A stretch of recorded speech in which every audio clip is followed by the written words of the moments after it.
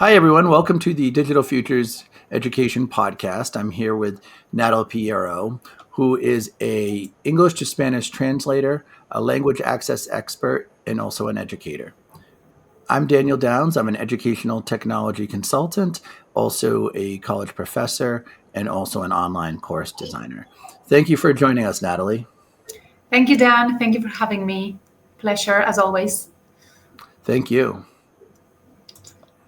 Now in the time of the podcast, we're going to do some content-based questions. These are generally questions around educational technology strategy or language learning, questions that are going to help push and understand me and Natalia's content area strengths a little bit better. So she's gonna fire off some questions for me to start, and we can go from there. Thank you, Natalia. Okay, I'll go first. Are you ready?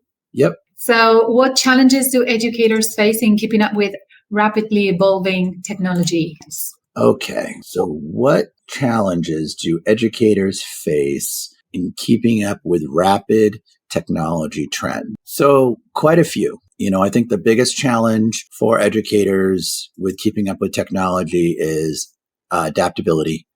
Educators naturally have to have a mindset and a growth mindset for adopting the use of technology, which comes from either having experience with doing it before or from, being willing to do it. And I think that's the biggest challenge. The second biggest challenge is also identifying the correct tool that they're going to use, because sometimes if they identify the wrong tool early, they'll get frustrated and hurts their level of adaptability or growth. So having the right tool for the right process is tremendously important to help them keep moving forward.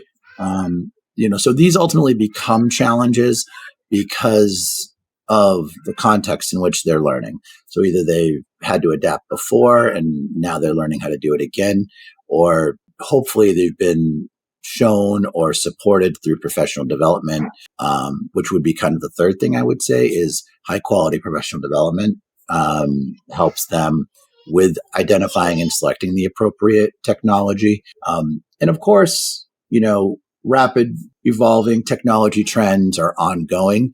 So these are processes that need to be continually ongoing, and that presents another challenge. But I think that teachers and educators who are successful at this ultimately recognize the value in the technology, recognize the value it brings to students. And at the end of the day, begin to develop their own strategies and find places to support them with the use of technology.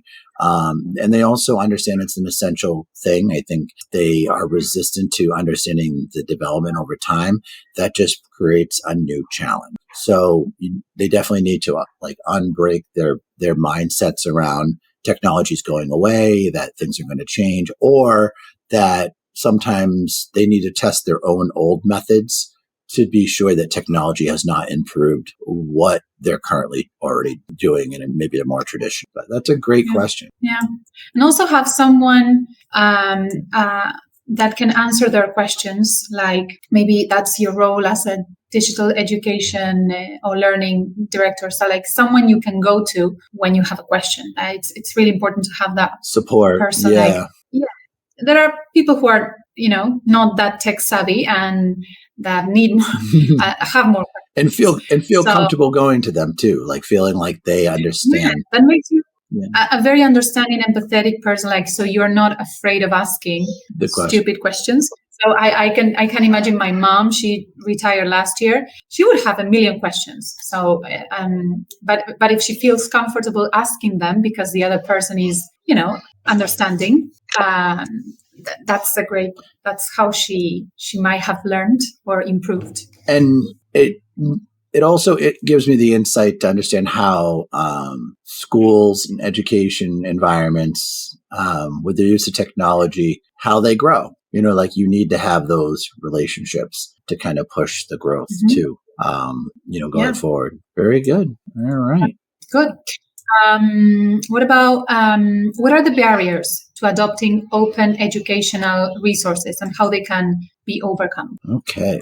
So what are the barriers to adopting open educational resources and how can they be overcome? So open educational resources, for those who might be not familiar with them, are essentially resources that are openly and freely available, educational resources, often organized by content, grade level area, specific topic area, subject area. And the benefit of utilizing open educational resources is that they are freely available. They can be integrated into curriculums at any level, and with the right support, they can be integrated really, really well. They're relatively high quality. There is the first barrier I do think with open educational resources is identifying the ones that give the classroom the most value, give the teacher the most instructional value. A teacher is always usually looking for something very specific and structured and sequenced. And there is some search time related to identifying an OER resource that really supports you. So a teacher needs to be supported with time to identify a resource is the first barrier. The second barrier is they also need to have a platform that supports them using it with students in like a digital environment. So, often OER comes in multiple different formats. There's for example, OER called CK12. CK12 is mainly a science STEM platform, and it's free to use, and there's very great resources there, but it lives within CK12. You have to take it out of CK12 and use it in other environments, which could be like the PDF lessons or other assessments. And so another barrier is, there are platforms which have integrated assessments and the curriculum, and then OER, you might not get all of those layers of integration. So the teacher who integrates OER also needs to be flexible with how they're adopting it with the digital tools. Is it they're using it in a Google Classroom and sharing a PDF? Or are they using another type of application like Socrative or Kahoot to do an assessment with the information from the OER? Because on the other side of the coin, the other challenge is maybe someone in their school has purchased a platform that specifically has the integrated assessments, has all of the curriculum. The final barrier to all of this is that OER also needs to be updated. So over time, OER gets old. So OER platforms, the best ones are the ones that are updated the most consistently to kind of fit, how they're going to be used. But OER often can be more easily upgraded. And this is the huge benefit to OER, faster than and more cost effectively than paid platforms. So when you find an OER resource that's really well supported, that updating is going to happen for you. So you may be able to go back to that tool that was free, use it, continue to use it for free, see that it gets updated, where in your own school, if someone's purchased a platform for you, a software as a service, you're going to have to repay, or you're going to have to have continued budget support for that potentially very expensive platform. So I think those are the barriers, but also a couple of the benefits. Yeah. Mm-hmm. Yeah. And what is the impact of algorithm bias in educational software and how it can be addressed? So the impact of algorithm bias, I think this is going to continually be a huge challenge as we go forward in education. Essentially, algorithm bias is the ongoing use of algorithms to predict and determine responses, answers, identities, backgrounds, basically predicting and creating, environments based on what they think they exist as. So that might be a learner platform that, based on a student's answer, may be able to understand the reading level of a student response or the writing level of a student response, but it doesn't necessarily even know what grade that student's at. So, basically that's just an example of what an algorithm could do, is essentially, adapt EdTech tools to support student learning now, but at the same time, the way algorithms work is that they're doing their best to identify and to interpret the learning and the responses and use that language, use that information to kind of create a new set of responses based on the algorithm. Now, the challenge to that is we don't necessarily know all the potential outcomes. So will there be biases that are, cultural biases that come from specific types of questions if they're not done effectively? Are there going to be, biases that come from just maybe a perceived understanding of where a student is at?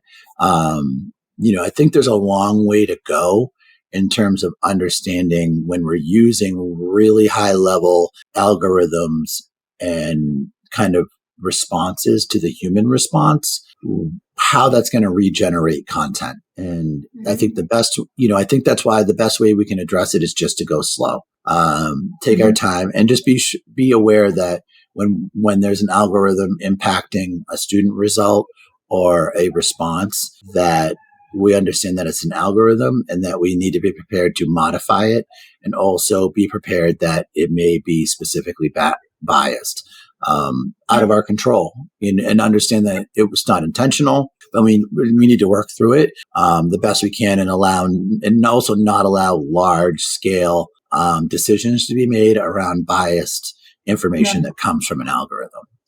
Yeah, maybe like a disclaimer, like this comes from an algorithm. This could be biased. Yes. To let people know that as well. Take it with a grain of salt. As you say, when you are assessing a kid, for example, that's super important. If that was biased, and you also have to be critical of it, like aware that it might happen, like, and understand, because you might look at an assessment and use that as a measurement, but not necessarily like look at every single question and how it was asked, and interpret it from there.